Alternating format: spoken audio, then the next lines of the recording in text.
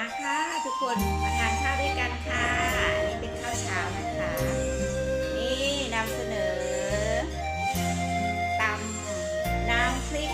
ปลานิลทอดจ้าทำเองนะคะแล้วก็มีกระจ้อนลวกจ้าข้าวสวยนิดหน่อยนะคะทานไปแล้ว2-3 ครั้งนะคะก็เลยอยากเรียกทุกคนนะคะมาทานเป็นเพื่อนนะคะฟ้ามืดกะคงบ่โดนเห็นสนตาเว้นยามเศร้าน้องเอ๋ยเศร้าสาอย่างเอาถ้าเขาบ่ฮักอย่าฝืนปิดสากอกน้ำตาที่มันหัวออกบุญมือไปแล้วเขาคงบอกคืนอย่าฝืนให้เสียเวลาอย่าห้ามน้องขอ